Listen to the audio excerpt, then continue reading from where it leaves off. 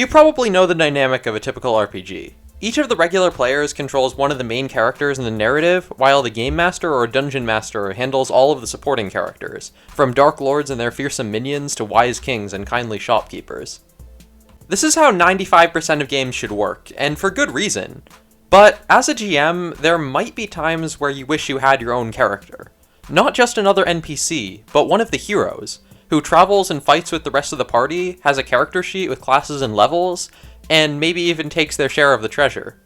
Maybe your party is small, or the rest of the players are missing a key role like a tank or healer, or maybe you just have a really awesome idea for a character that you want to play in the world you've created. In my opinion, the most widely applicable piece of advice involving gmpcs is to not use them.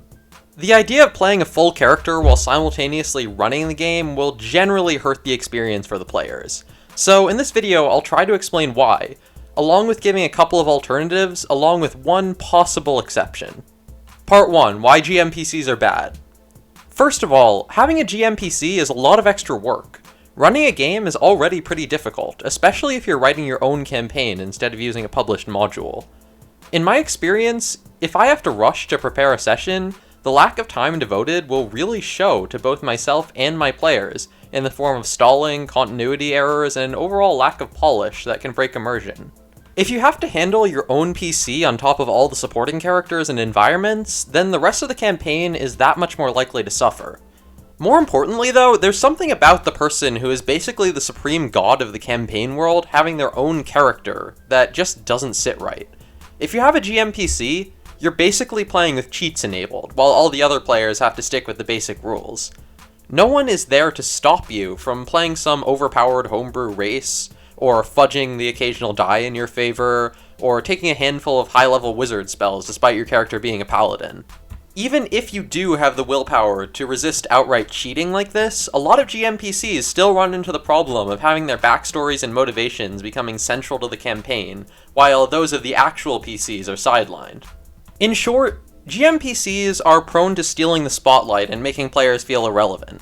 If you want to see a funny example of this, check out the webcomic DM of the Rings and look at how Gandalf is handled. In the original story, he's more powerful than the other characters, sure, but he's also clearly a supporting character with reasons not to interfere. In the webcomic, he's treated as the DM's self-insert who demands unearned praise constantly and completely takes over the narrative whenever he's with the rest of the party. I've linked it in the description. Part 2, when GMPCs might be acceptable, but you still have better options. So, you might still be watching, and are absolutely certain that your GMPC isn't going to be some spotlight-stealing Mary Sue, just a supporting character that you made to fill a hole in the party. In my experience, in D&D at least, the DM will want to play something like a cleric, because nobody wanted to be a healer.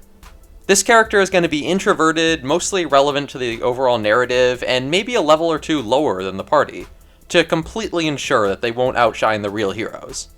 This probably won't ruin the campaign like the earlier type of GMPC, but I generally don't think it's necessary. For one, it's true that every D&D party should have at least one healer, but it's not like clerics are the only class that can heal. Nearly half of the core classes have some healing ability. But maybe your players insist on playing a barbarian, rogue, warlock, and wizard, so you make a cleric NPC and treat them like nothing more than a really fancy medkit. That raises the question, why don't you just give them a really fancy medkit? A staff of healing is pretty much just as useful as a low-level cleric, and it doesn't give you the burden of playing an additional NPC 24/7. In the case of tanks, a figurine of wondrous power could do the trick, giving the players an animal companion that they can make their own decisions for, rather than giving you an extra character to keep track of during every combat. Pretty much no matter what role needs to be filled, you have options other than adding a whole new character that's with the party all the time. But there is one case where I think that a GMPC can actually help your game. Part 3, the one time to use GMPCs. Red shirts. You know, those guys in the early Star Trek shows that would basically exist just to get killed off and tell the audience that shit just got real? That's the ideal role of the GMPC, for a few reasons. First of all, the more difficult a fight is, the more fun it generally is, until you get to the point of killing off multiple characters. That's why most games recommend encounters that the PCs are still favored to win without any casualties. In D&D 5e, even a deadly encounter still errs on the side of the PCs, and it can give the impression that the world isn't actually all that dangerous. If you've got red shirts, though, you could throw a 3rd level D&D party against a young dragon or chimera who only targets these NPCs, keeping the same sense of danger without needing to kill anyone who's actually important. And these red shirts don't just have to be hit point sponges either. Giving each of them a quirk or motivations will make their deaths far more emotionally resonant. To get an idea, the Out of the Abyss module contains a ton of these guys, who are outright expected to die at a moment's notice. I think that Out of the Abyss even goes a bit overboard with the sheer number of these red shirts, but I digress. Of course, these red shirts are arguably not gmpcs, because they generally aren't treated with the same level of importance as the player characters, and as a GM, you definitely shouldn't be narrating their actions in first person or anything like that. The only time that you should create a GMPC as it's typically imagined, like a character that seems to have the same level of importance as the players, is if you're going for a straight up subversion / decoy protagonist. Make a character with a super self-important backstory, who seems like the textbook example of an obnoxious Mary Sue, treat him as if he's your personal member of the party, and then kill him off at the first chance you get. This can come off as really funny or really shocking to your players, potentially both if you do it right. But you should only use this character under 2 conditions. First, your group should be at least moderately experienced, so they'll be familiar with the trope. Second, they should probably be personal friends who you know will stick around. Otherwise, somebody might just nope out of the game and join another one without such an obnoxious NPC even before you've delivered the twist. But I think this could be executed really well, so good luck if you want to give it a try. And I think that's it.